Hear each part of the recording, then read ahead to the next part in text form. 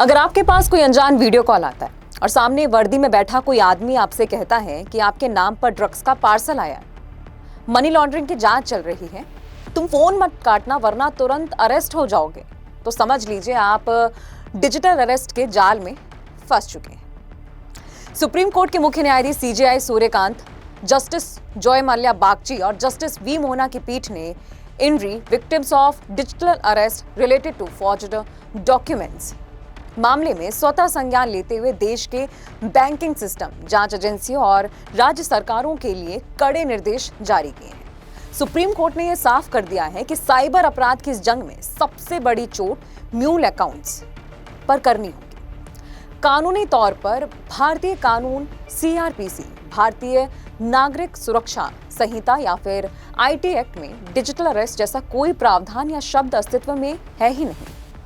ये साइबर अपराधियों के द्वारा इजाद किया गया एक मानसिक उत्पीड़न यानी कि साइकोलॉजिकल टेररिज्म का एक तरीका है। इसमें ठग खुद को CBI, ED, narcotics bureau, NCB या सुप्रीम कोर्ट, हाई कोर्ट का अधिकारी बताते हैं। वे व्हाट्सएप या स्काइप पर भारत सरकार और सुप्रीम कोर्ट की फर्जी मुहर लगे समन और डिजिटल अरेस्ट वारंट भेजते हैं और इसके बाद पीड़ित को लगातार वीडियो कॉल पर रहने को मजबूर किया जाता है और कमरे में कैद करके रखा जाता है। अंत में केस रफा दफा करने और पैसे को लीगल साबित करने के बहाने लाखों करोड़ों रुपए फर्जी बैंक खातों में ट्रांसफर करा लिए जाते हैं। साइबर ठगी में सबसे अहम कड़ी होती है पैसे का गायब होना। जैसे ही पीड़ित अपने पैसे ट्रांसफर करता है, वह पैसा सैकड़ों के भीतर दर्जनों फंसी किराए के बैंक खातों में बढ़ जाता है और इन्हीं खातों को म्यूल अकाउंट्स कहा जाता है। ये खाते दिहाड़ी मजदूरों, छात्रों या गांव के सीधे साधे लोगों को थोड़े से पैसे का लालच देकर या फिर बैंकों की लापरवाही और ढीले केवाईसी वेरिफिकेशन की वजह से खोले जाते हैं। अगर म्यूल अकाउंट्स का ये नेटवर्क ध्वस्त हो जाए तो साइबर अपराधियों के पास पैसा निकालने या छुपाने का रास्ता ही बंद हो जाएगा। और इसी वजह से सुप्रीम कोर्ट का पूरा फोकस बैंकों और म्यूल अकाउंट्स पर नकेल कसने पर है। सुप्रीम कोर्ट के द्वारा तय की गई गाइडलाइंस का मुख्य उद्देश्य नागरिकों को मानसिक दबाव से बचाना और बैंकिंग सुरक्षा को सशक्त बनाना है। अगर म्यूल अकाउंट्स का ये नेटवर्क ध्वस्त हो जाए तो साइबर अपराधियों के पास पैसा निकालने या छुपाने का रास्ता ही बंद हो जाएगा और इसी वजह से सुप्रीम कोर्ट का पूरा फोकस बैंकों और म्यूल अकाउंट्स पर नकेल कसने पर है। सुप्रीम कोर्ट के द्वारा तय की गई नई गाइडलाइंस का मुख्य उद्देश्य नागरिकों को मानसिक दबाव से बचाना और बैंकिंग सुरक्षा को सशक्त बनाना है। अदालती निर्देशों के मुताबिक अगर बात करूं तो साइबर अपराधों से निपटने के लिए अब E0 FIR की व्यवस्था अनिवार्य की जा रही है, जिससे क्षेत्राधिकार यानी कि जुडिरेक्शन का झंझट खत्म होगा और पीड़ित तुरंत शिकायत दर्ज करा सकेंगे। अब इसके अलावा बैंकिंग प्रणाली में म्यूल अकाउंट्स SOP लागू करके संदिग्ध खातों में पैसों की त्वरित निकासी पर तुरंत रोक लगाई जाएगी, यानी कि टेम्पररी डेबिट होल्ड लगाया जाएगा।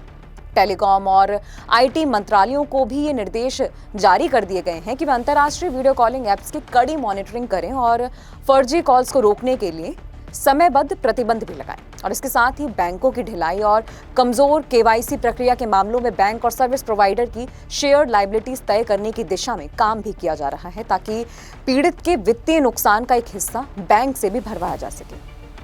आम नागरिकों के लिए सर्वोच्च न्यायालय का एक स्पष्ट संदेश है कि भारतीय कानून में डिजिटल या वीडियो कॉल पर गिरफ्तारी का कोई भी प्रावधान है ही नहीं। इसलिए ऐसी कॉल्स आते ही आप तुरंत सबसे पहले उसे डिस्कनेक्ट कर दें और 1930 हेल्पलाइन पर आप रिपोर्ट दर्ज करें।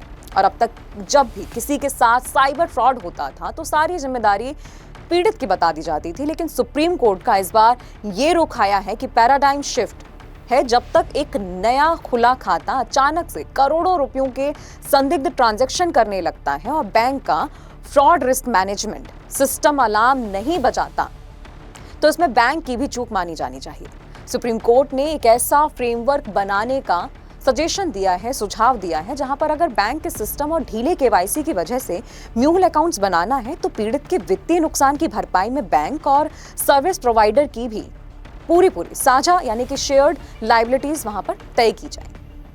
भारतीय साइबर अपराध समन्वय केंद्र के द्वारा सुप्रीम कोर्ट में पेश की गई स्टेटस रिपोर्ट के मुताबिक 57 बैंकों और सभी राज्यों के समन्वय से 36,290 मामलों में 18.05 करोड़ की रकम पीड़ितों को वापस लौटाई गई। National cyber crime reporting portal NCRP पर दर्ज डिजिटल अरेस्ट की शिकायतें 2024 में 1,23,672 थी, जो 2025 में घटकर 58,239 रह गई हैं। इसके अलावा सीबीआई ने भी 67 फर्स्ट लेयर बैंक खातों में 80 करोड़ के संदिग्ध लेन देन की पहचान की है और 16 राज्यों में 93 ठिकानों पर छापेमारी भी हुई है।